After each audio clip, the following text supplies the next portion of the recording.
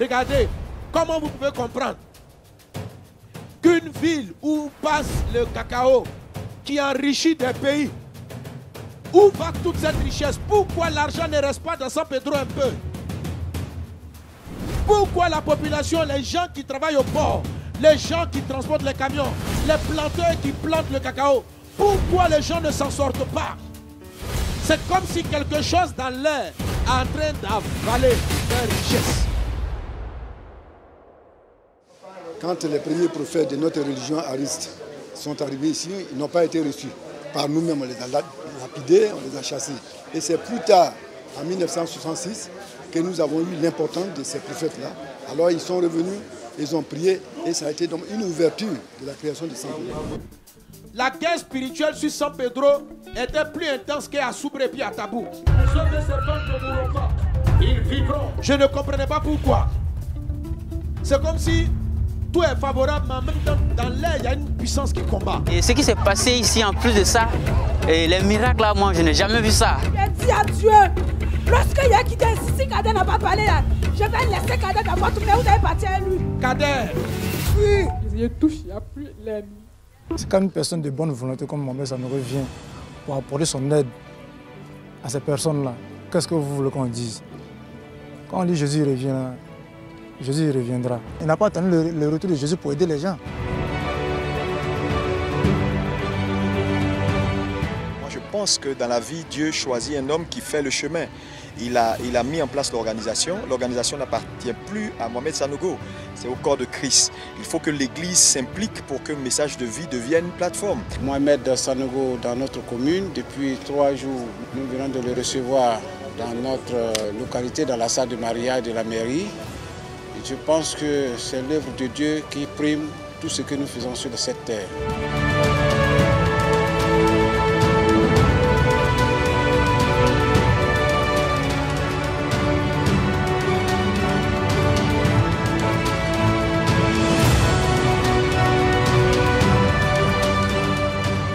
Nous sommes en train de vivre un temps exceptionnel.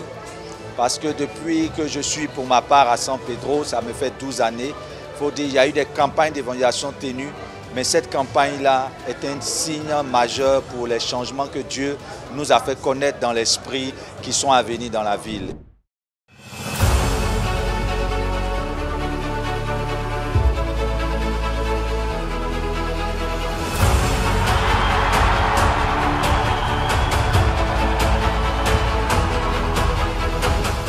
Tu ne connais pas la vérité. Tu ne peux pas être libre. Peu importe la religion que tu pratiques, il y a un seul nom qui est le nom de la liberté, qui est le nom de la vie, qui est le nom de la victoire, qui est le nom de la délivrance, qui est le nom de la gloire, qui est le nom de la force. Et ce nom-là, c'est Jésus-Christ de Nazareth. La puissance au-dessus de toute chose, elle s'appelle Jésus-Christ de Nazareth. C'est pourquoi ce soir, sors du péché, viens à Jésus. Ton histoire n'est pas finie. Elle ne fait que commencer.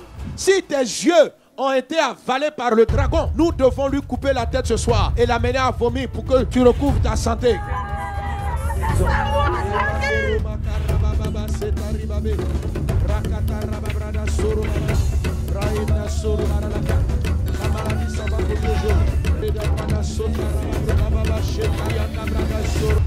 Pasteur, oui, ça fait 11 ans que notre soeur ne marchait pas sans sa béquille.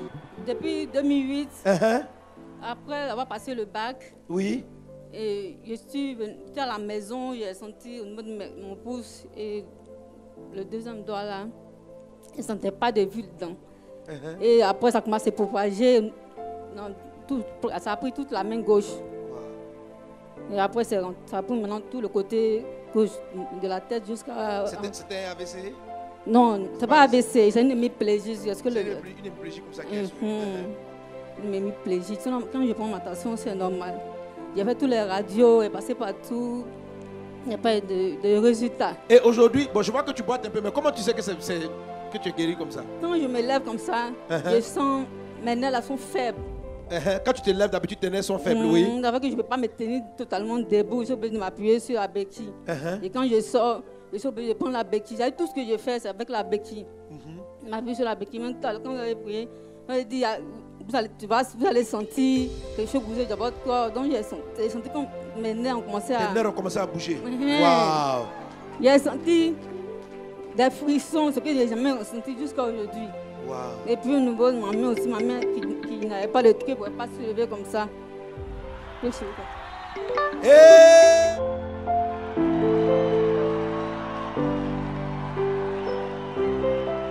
Notre maman ici avait une plaie depuis 4 mois qui ne finit pas. 4 mois. Wow. La plaie ne finit pas. Tu es venu comment ici?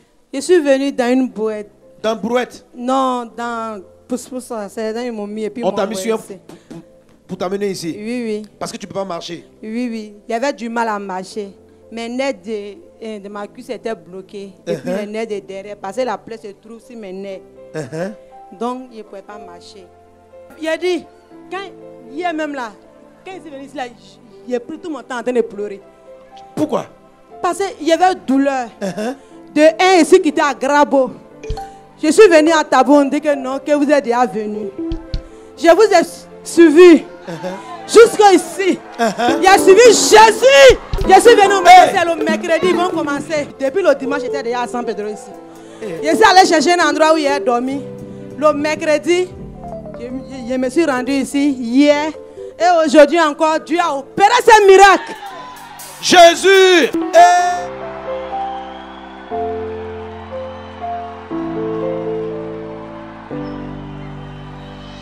Notre papa avait Lenny depuis 2 ans. Et hier, il est venu à la prière. Et Jésus l'a guéri. Et il est allé à l'hôpital. Ils ont fait des tests. Et ils ont constaté avec les médecins. Lenny, ça a commencé depuis l'année surpassée. Wow. Jusqu'à... Même mes pieds là. Ça ne tenait plus. Les pieds là? Ça tenait pas. Ça tenait pas. Tu fais des problèmes pour marcher? Je marche aujourd'hui. Je marche, mais ça va.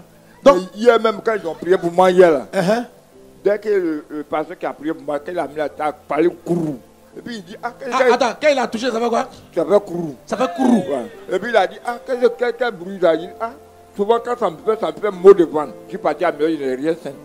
C'est là, moi, il dit, bon, aujourd'hui, je vais venir voir. Le docteur? Les docteurs ont regardé, dit le vieux. Il n'y a plus rien. Alléluia! Oui, notre maman avait l'hernie discale.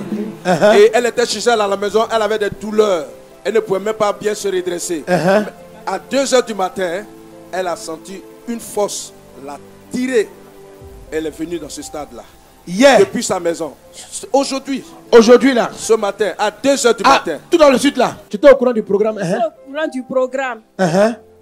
Et je ne pouvais pas venir tellement que la douleur était tellement atroce. C'est aux environs de 2 h du matin. Je me suis réveillée comme ça. J'ai dit à mon mari, vraiment, ouvre la porte. Je m'en vais. Je viens à la croisade et j'ai emprunté le taxi. Je suis venue, je suis descendue là. J'étais même arrêtée là. Et c'est tout à l'heure, quand ils ont prié, ils m'ont fait venir là. Et j'ai vu qu'une force est sortie à moi. Parce que tout ce qui me faisait mal. Tout le dos là. De colonne vertébrale jusqu'aux pieds. Et ça a disparu? Ça a disparu. Totalement? Totalement.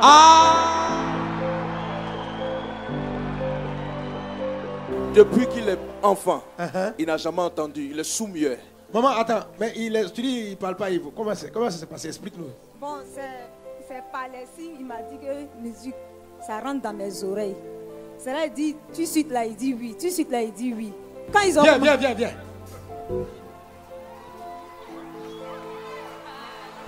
Tu entends? Tu entends? Tu m'entends? Joue un peu la musique, quoi.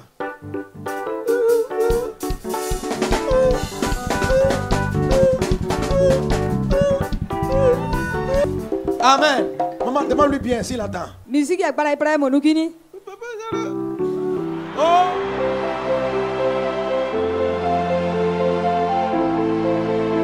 Il avait une boule dans le ventre. Ils sont venus ce matin, ils ont fait échographie et ils ont constaté que la boule était là. Mais ce soir, au cours de la prière, la boule a complètement disparu. Voici les médecins. Docteur, explique l'enfant avec quoi? Elle avait une hépatomégalie, ça veut dire que le foie était plus gros que la normale. J'ai demandé à la maman d'aller faire une échographie ici. Oui. Effectivement, l'échographie a montré. Donc je lui ai dit ça là, c'est pas quelque chose qu'on peut guérir ici par la médecine. Mais viens le soir, Jésus va faire quelque chose. Maintenant, mais quand tu le vois comme ça, comment on peut savoir qu'il est guéri? Je ne comprends pas. Parce que la boule a disparu. Ce matin, il y avait une boule ici. Le foie était gros. La boule était où? Voilà. Ici. C'était ici. C'était ici exactement. La boule était là. C'était là bien gros. Mais il faut toucher. Il n'y en a plus. Il n'y en a plus. Il y en a plus. Ça a disparu. Oh!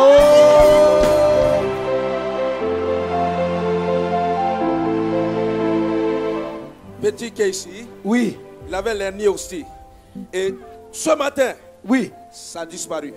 Comment ça? Hier, mes soeurs sont venues ici. Elles ont dit que non, le pasteur guérit les ennemis des enfants. Il est né avec pour lui.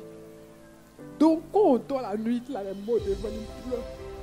Donc, il a dit, aujourd'hui, je vais venir avec lui. Si c'est aujourd'hui, il va guérir, il va guérir. Donc, il s'est venu avec lui. Il y a 2 pasteurs qui ont prié pour lui. Il touche, il n'y a plus l'ennemi. Ça a disparu? Oui. On voyait ça? Oui, on voyait. Oui, ça.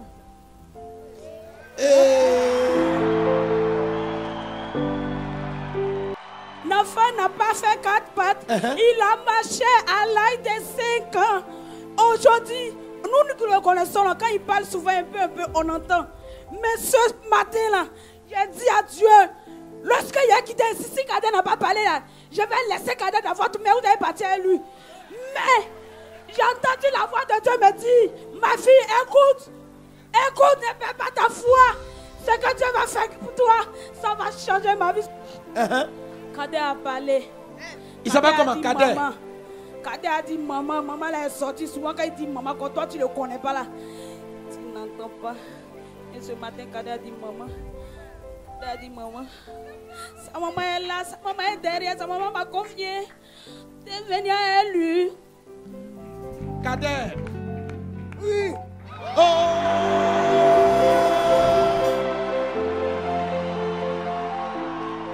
Kader. Oui. Tu es guéri aujourd'hui. Amen.